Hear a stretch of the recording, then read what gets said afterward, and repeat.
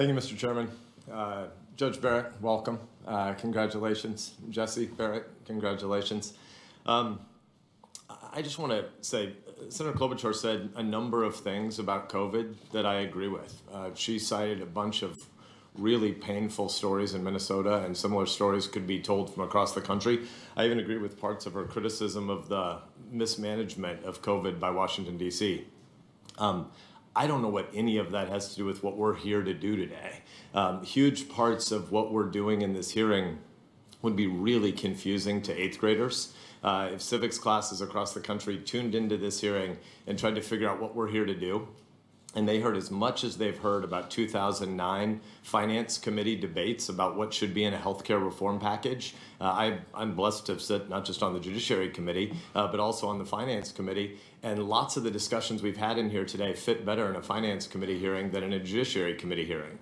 So I think it would be very useful for us to pause and remind ourselves and do some of our civic duty to 8th graders to help them realize what a president runs for, what a senator runs for, and on the other hand, why Judge Barrett is sitting before us today, and what the job is that you're being evaluated for. So if we can back up and do a little bit of 8th grade civics, I think it would benefit us and benefit the watching country, and especially watching 8th grade civics classes. So I'd like to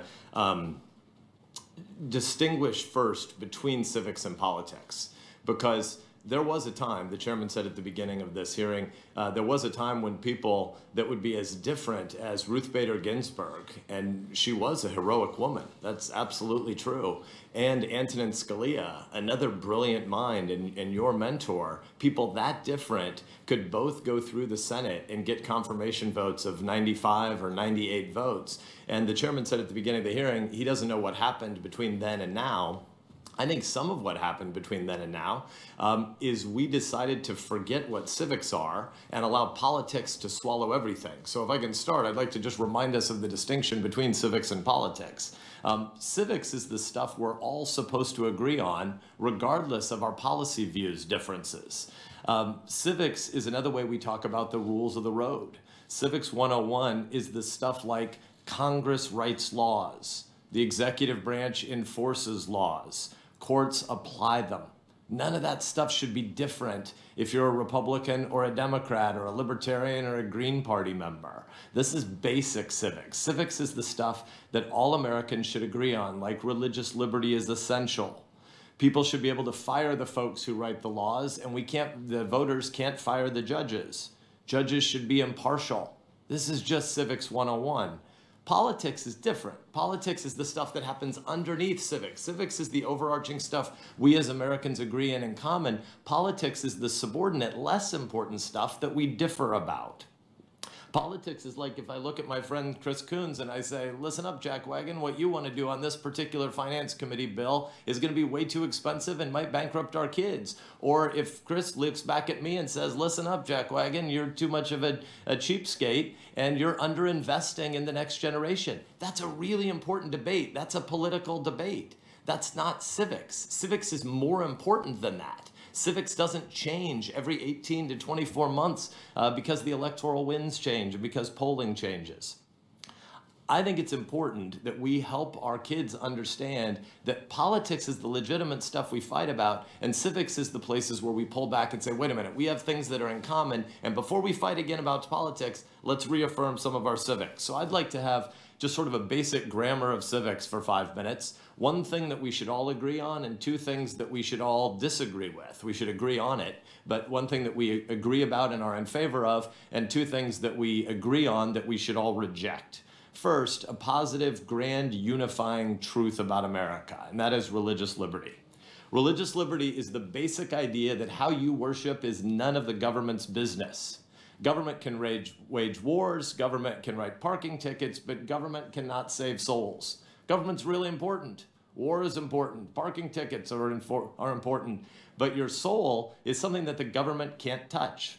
So whether you worship in a mosque or a synagogue or a church, your faith or your lack of faith is none of the government's business. It's your business and your families and your neighbors and all sorts of places where people break bread together and argue, but it's not about power, it's not about force, it's not about the government. This is the fundamental American belief. Religious liberty is one of those 5 great freedoms clustered in the First Amendment. Religion, speech, press, assembly, and protest. These 5 freedoms that hang together, that are the basic pre-governmental rights, are sort of Civics 101 that we all agree on well before we ever get to anything as relatively inconsequential as tax policy. So civics should be the stuff we affirm together. And contrary to the belief of some activists, religious liberty is not an exception. You don't need the government's permission to have religious liberty. Religious liberty is the default assumption of our entire system. And because religious liberty is the fundamental 101 rule in American life, we don't have religious tests. This committee isn't in the business of deciding whether the dogma lives too loudly within someone. This committee isn't in the business of deciding which religious beliefs are good and which religious beliefs are bad and which religious beliefs are weird. And I just want to say, as somebody who's self-consciously a Christian, we got a whole bunch more really weird beliefs. Forgiveness of sins, the virgin birth, resurrection from the dead, eternal life. There are a whole bunch of really, really crazy ideas that are a lot weirder than some Catholic moms giving each other advice about parenting.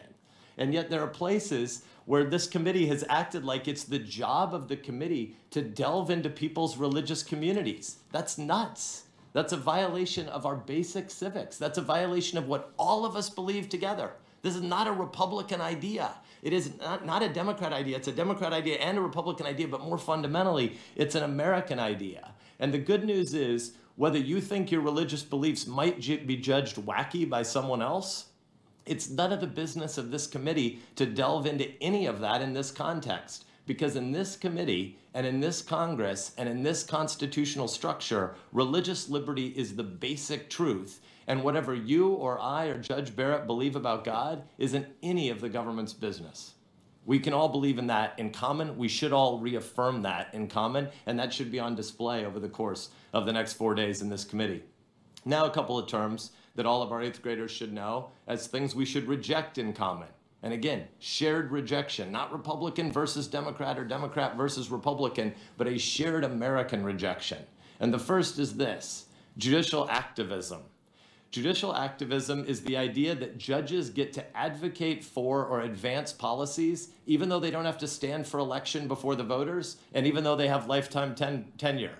Judicial activism is the really bad idea that tries to convince the American people to view the judiciary as a block of progressive votes and conservative votes, Republican justices and Democratic justices. This is the confused idea that the Supreme Court is just another arena for politics. When politicians try to demand that judicial nominees, who are supposed to be fair and impartial, when politicians try to get judicial nominees to give their views on cases or to give their views on policies, to try to get them to pre-commit to certain outcomes in future court cases, we are politicizing the courts, and that is wrong. That is a violation of our oath to the Constitution.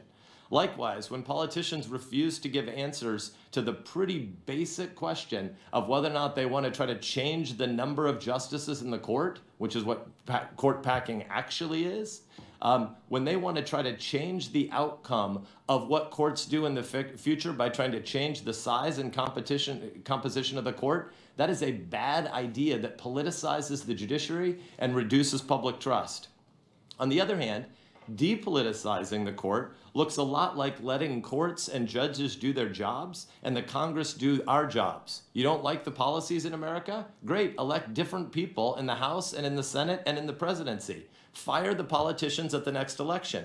But voters don't have the freedom to fire the judges. Therefore, we should not view judges, and we should not encourage judges or the public to view them as ultimately politicians who hide behind their robes.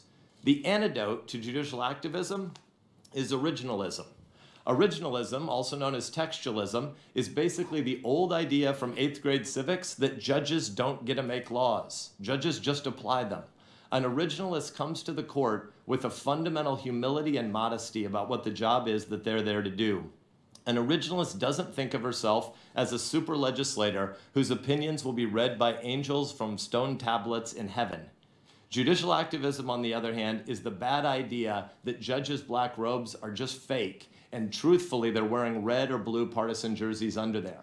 we should reject all such judges. And so today, when we have a nominee before us, we should be asking her questions that are not about trying to predetermine how certain cases will be judged. And a final term that we should be clear about, I mentioned earlier, but I think it's worth underscoring, is we should underscore what is court packing. Court packing is the idea that we should blow up our shared civics, that we should end the deliberative structure of the Senate by making it just another majoritarian body for the purposes of packing the Supreme Court. Court packing would depend on the destruction of the full debate here in the Senate, and it is a partisan suicide bombing that would end the deliberative structure of the United States Senate and make this job less interesting for all 100 of us. Not for 47 or 53, because it's hard to get to a supermajority that tries to protect the American people from 51, 49, 49, 51 swings all the time. What blowing up the filibuster would ultimately do is try to turn the Supreme Court into the ultimate super legislature.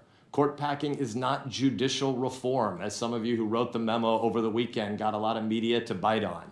Court packing is destroying the system we have now. It is not reforming the system we have now. And anybody who uses that the language that implies filling legitimate vacancies is actually just another form of court packing. That's playing the American people for fools. And the American people actually want a Washington, D.C. that depoliticizes more decisions, not politicizes more decisions. So, Judge, I'm glad that you're before us. I'm looking forward to hearing your opening statement later today, and I look forward to the questioning you have to endure over the next 2 or 3 days, even though you probably look forward to it a little bit less. Congratulations and welcome. Senator Coons. Thank you, Mr. Chairman.